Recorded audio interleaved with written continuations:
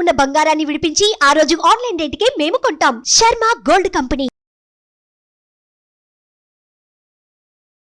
గురుగారు, జూన్ మాసం మీనరాశి వారికి ఎలా ఉండబోతుంది? వీరికి గ్రహస్థితిగతులు ఎలా ఉన్నాయి? ఏ రకంగా సపోర్ట్ చేస్తున్నాయి? తప్పకుండా అమ్మా. మీనరాశి అనగానే మనకి పూర్వభాద్ర 4వ పాదం, ఉత్తరాభాద్ర 1, 2, 3, 4 పాదాలు, రేవతి 1, 2, 3, 4 పాదాలు. ఈ నక్షత్రాల సమూహం వచ్చేసి మనకి మీనరాశిలోకి వస్తుంది. వీరికి ప్రస్తుతం మిశ్రమంగా ఉందని చెప్పుకోవాలి. ఎందుకంటే ముఖ్యంగా మనకి ఏలినాటి శని ఉధృతి కాదు, కానీ ఏలినాటి శని ప్రారంభమైంది. సో అలాగే గురువు మటుకు మొన్నటిదాకా ద్వితీయ స్థానంలో ధనస్థానం, కుటుంబ స్థానం, నేత్రస్థానం, వాక్స్థానం అయిన ద్వితీయ స్థానంలో చాలా బాగున్నాడు. అక్కడి నుంచి మరి తృతీయ స్థానంలోకి వెళ్ళాడు కాబట్టి కొంచెం గురుబలం తగ్గింది. అలాగే రాహు మటుకు మీన రాశిలోనే ఉన్నాడు. కొంచెం స్ట్రెస్, స్ట్రెయిన్, మానసిక ఆందోళన బాగా కలిగిస్తుంటాడు. అలాగే సప్తమ స్థానంలో కేతు ఉన్నాడు. సో అది కూడా మనకి ఇబ్బంది కలిగజేస్తాడు. అంటే చెప్పాను ఇది వరకు, సప్తమ స్థానం అంటే ఇమీడియట్ బాస్, అలాగే భార్య లేదా భర్త, అలాగే మనకి మెయిన్గా బిజినెస్ పార్ట్నర్, బిజినెస్ చేసేవాడికి. సో ఆ సప్తమ స్థానంలో కేతు ఉన్నందుకు ఏదో ఒక చిన్న చిన్న అవగాహన లోపం, లేకపోతే ఏదో లోపం కలగడం చేత ఈ దెబ్బలాటకి దారి తీసేందుకు అవకాశం ఉంది. సో సమన్వయ లోపం ఉండదు. సో అది బిజినెస్ అవ్వచ్చు, లేదంటే భార్యాభర్తలు అవ్వచ్చు, అంటే ఇమ్మీడియట్ బాస్ అయినా అవ్వచ్చు. కాబట్టి ఈ చిన్న చిన్నవన్నీ ఉంటాయి. ఇది కాకుండా స్ట్రెస్, స్ట్రెయిన్, మానసిక ఆందోళన. ఎందుకంటే ఇప్పుడు చంద్రుడు ఉన్న చోట రాహు కానీ కేతు కానీ శని ఉంటే స్ట్రెస్, స్ట్రెయిన్, మానసిక ఆందోళన బాగా ఉంటుంది. ఒకవేళ జాతకంలోనే రాహు చంద్రుడితో కలిసి ఉన్నా, లేదంటే కేతు చంద్రుడితో కలిసి ఉన్నా, శని చంద్రుడితో కలిసి ఉన్నా అనుకోండి, విపరీతమైన స్ట్రెస్, స్ట్రెయిన్, మానసిక ఆందోళన, అలా అనుమానం ఉండడం, ఇవన్నీ కూడా ఉంటాయి అన్నమాట. కాబట్టి ప్రస్తుతం మీన రాశి వారికి ఆ రాహు ఆ రాశిలో ఉండేప్పటికీ అనవసరమైన ఆలోచన తినేస్తోంది. సో కాబట్టి కొంచెం మనం ధైర్యంగా ఉంటే కనుక ఇవన్నీ నుంచి బయటపడచ్చు. ఇలాంటి శని మూలాన్ని ఇటు రాశిలో రాహు, సప్తమంలో కేతు, ఉన్న గురుబలం కూడా మొన్నదాకా ఉన్నది ద్వితీయ స్థానంలో ఉన్న గురు తృతీయ స్థానంలో ఫస్ట్ పని చెడిపోయాడు.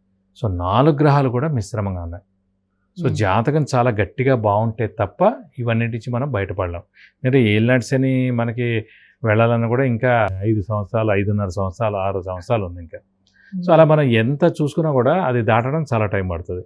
కనీసం ఇప్పుడు ఏంటంటే రాహు కేతులు నెక్స్ట్ ఏడాది ఏప్రిల్కి మారుతారు కాబట్టి అప్పటి నుంచి బాగుంటుంది అనుకోవచ్చు. కానీ ఈ నెక్స్ట్ ఏడాది ఏప్రిల్ దాకా అంటే మనకు మౌనంగా ఉండాలి. ఎందుకంటే మిశ్రమంగా ఉంది కాబట్టి మన జాతకం మౌనంగా ఉండడం ఉత్తమం. ఎవరితోనే తగాదాలు పెంచుకోకూడదు, దెబ్బలాట్లు పెట్టుకోకూడదు, మాట అనుకోకూడదు. అనవసరంగా అదంతా బయటికి ఇదైపోయి మన పేరు పోయేందుకు అవకాశాలు ఎక్కువగా ఉన్నాయి అన్నమాట. కాబట్టి జాగ్రత్తగా ఉండడం ఉత్తమం. అయితే ఉద్యోగ రీత్యా వాళ్ళకి స్థానచలనం అనేది ఉంటుందా? ఒకవేళ అలా వచ్చినప్పుడు దాన్ని ఉపయోగించుకోవచ్చా? వేరే ఉద్యోగానికి మారచ్చా? గ్రహాలతో పాటు మనం కూడా సంచరిస్తే చాలా మంచిదండి. ప్రస్తుతం ఏలాడ్స్ నడుస్తాం కాబట్టి మనకి ఖచ్చితంగా స్థానచలనం ఉంది. అది ఇల్లు మార్పు అవ్వచ్చు, ఉద్యోగ మార్పు అవ్వచ్చు, లేదంటే ట్రాన్స్ఫర్ అవ్వచ్చు, లేదంటే వేరే ఊళ్ళో జాబ్ రావచ్చు. ఇవన్నీ కూడా జరిగేందుకు అవకాశాలు ఉన్నాయి. కాబట్టి మనం అయ్యో ఇక్కడ అలవాటు అయిపోయింది, ఇక్కడ ఫ్యామిలీతో ఉన్నాం, ఇప్పుడు పిల్లల్ని వదిలేసి వెళ్ళాలి, ఫ్రెండ్స్ని వదిలి వెళ్ళాలి, కొలీగ్ని వదిలి వెళ్ళాలి, ఈ ప్లేస్ వెళ్ళాలి అని మనం ఇది అవ్వకూడదు. ఎందుకంటే మనం వెళ్ళకపోతే కనుక ఖచ్చితంగా మన ఇంట్లో ఇబ్బందులు స్టార్ట్ అవ్వచ్చు, లేదా మన ఆఫీస్లో కూడా ఇబ్బందులు స్టార్ట్ అవ్వచ్చు అన్నమాట. కాబట్టి ఏలినాటి శని వచ్చినప్పుడు, మనకు స్థానచలనం ఉన్నప్పుడు, మనకు అనుకోకుండా మంచి ఆపర్చునిటీ వచ్చినప్పుడు వెళ్ళిపోవడం ఉత్తమం అండి. దాన్ని ఆపుకుంటే మటుకు ఖచ్చితంగా ఇబ్బందులు, అంటే ఆరోగ్యరీత్యా అవ్వచ్చు, ఫైనాన్షియల్గా అవ్వచ్చు, ఇంట్లో ప్రాబ్లమ్స్ రావచ్చు, ఏవైనా జరగచ్చు అన్నమాట. కాబట్టి స్థానచలనం ఉంది కాబట్టి వెళ్ళిపోతే ఉత్తమం. ఇక్కడ లేదా ఇవన్నీ ఉద్యోగం మారదలుచుకోవాలంటే ఇల్లైనా మారితే మంచిది. దాంతో స్థానచలనం అయినట్టే. గురువు, రాహు, కేతువు, శని, సో ఏ గ్రహాలు కూడా మిశ్రమ స్థాయిలోనే ఫలితాలను ఇస్తున్నాయి. కాబట్టి ఆర్థిక పరంగా, ఆరోగ్యపరంగా ఎలా ఉంటుంది వీళ్ళకి? ఆర్థిక పరంగా అంటే కనుక మిశ్రమంగానే ఉంటుంది. ఎందుకంటే గురువు చాలా బాగుంటేనే ఆర్థికంగా బాగుంటుంది. సో గురువే మనకి ఇంకా తృతీయ స్థానంలో ఉన్నారు కాబట్టి అంత ఆర్థికంగా బాగాలేదని చెప్పుకోవాలి. కానీ తృతీయ స్థానం ఏంటంటే కమ్యూనికేషన్ స్కిల్స్, రైటింగ్ స్కిల్స్, అవి 2 మెరుగుపడతాయి. అది తృతీయ అంటే కనుక మెడ ప్లస్ గోల్డ్, గురువు కూడా గోల్డ్ కారకుడు అనమాట. సో మనకి ఖచ్చితంగా బంగారం కొనేందుకు అవకాశం ఉంది. అది మంచి అమౌంట్ తోటే, మంచి ఇదితోటే ఖచ్చితంగా కొనేందుకు అవకాశం ఉంది. అలాగే ఆరోగ్యపరంగా మటుకు మిశ్రమంగా ఉంటుందని చెప్పుకోవాలి. ఎందుకంటే ఏలినాటి శని ఉధృతి ఎక్కువగా ఉంది కాబట్టి. అంటే ఇంట్లో పెద్దవాళ్ళు కానీ, చిన్నపిల్లలు కానీ, గృహిణులకు కానీ, లేదంటే ఈ రాశి వాళ్ళు ఎవరైనా కానీ వాళ్ళకు కూడా కొంచెం అనారోగ్యం చేసేందుకు అవకాశాలు ఎక్కువగా ఉన్నాయి. మరి విద్యార్థులు కానీ, వ్యాపారస్తులు కానీ వీళ్ళకి ఏ రకంగా ఉంటుంది? వ్యాపారస్తులు కూడా మిశ్రమం. ఎందుకంటే వ్యాపారస్తులు ఎవరైనా సరే ప్రాఫిట్ కోసమే చేస్తారు వ్యాపారం. సో అలాంటి ప్రాఫిట్ రావాలంటే కనుక గురువు చాలా బాగుండాలి. గురువు బాగున్నప్పుడే మనకి ధనం ఇస్తాడు, అలాగే ప్రాఫిట్ కూడా ఇస్తాడు. సో అలాంటి గురువు బాగాలేదు కాబట్టి ఈ సంవత్సరం అంతా కూడా మిశ్రమంగా ఉంటుందని చెప్పుకోవాలి వ్యాపారస్తులకి. విద్యార్థులకు కూడా పర్వాలేదు, ఎందుకంటే గురువు తృతీయ అయినా కూడా కమ్యూనికేషన్ స్కిల్స్, రైటింగ్ స్కిల్స్, కొంచెం జ్ఞానం రావడం ఇవన్నిటి కూడా కారకుడయ్యాడు కాబట్టి విద్యార్థులకు పర్వాలేదండి. సరే, కానీ మిగతా అన్నిటి కూడా కొంచెం బాగాలేదని చెప్పుకోవాలి. మరి ఎటువంటి పరిహారాలను పాటించుకోవాలి? ఈ 4 గ్రహాలు బాగలేదు కాబట్టి. అంటే ఇన్ని 4 బాగాలే కాబట్టి ఒకటంటే పర్వాలేదు, 2 అంటే పర్వాలేదు.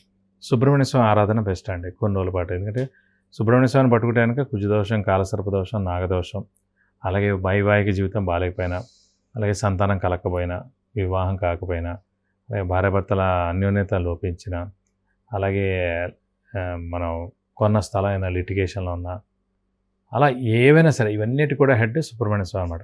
సో ఆ దేవుని పట్టుకుంటే ఇవన్నీ పనులు కూడా జరుగుతాయి కాబట్టి సుబ్రహ్మణ్య స్వామి అష్టోత్తరం ప్రతిరోజు చదువుకోవడం మంచిది. అలాగే వీలైతే ప్రతి మంగళవారం సుబ్రహ్మణ్య స్వామి టెంపుల్కి వెళ్ళి 40 ప్రదక్షిణాలు చేస్తే మంచిది. లేదంటే వీలైతే కనుక సుబ్రహ్మణ్య స్వామి హోమం మరియు అభిషేకం మనకి ఇక్కడ స్కందగిరి టెంపుల్లో అని ఉందన్నమాట, పద్మనాభ నగర్. ప్రతి మంగళవారం చేస్తారు 7:30 to 10:30. సో హోమం మరియు అభిషేకం ఆన్లైన్లోనే కట్టచ్చు, లేదంటే మనం పర్సనల్గానే కట్టచ్చు. మనం అటెండ్ అవుతే మంచిది. 7:30 to 10:30 ఎక్కడ చేస్తారు కాబట్టి మనం ఏ ఐటెం తీసుకెళ్ళక్కలేదు, అన్నీ వాళ్ళే చేస్తారు. జస్ట్ ఐడియాలు ఎదురకుండా మనం కూర్చోవడం, గట్టిగా దండం పెట్టుకుంటే ఖచ్చితంగా మన అనుకున్న పనులన్నీ తప్పకుండా నెరవేరుతాయి.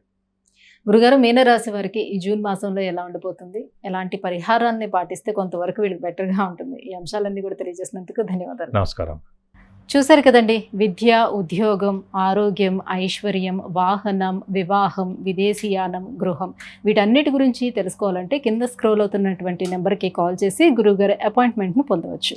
సుమన్ టీవీలో మీ పర్సనల్ అండ్ బిజినెస్ ప్రమోషన్స్ కోసం కింది నెంబర్కి కాంటాక్ట్ చేయండి.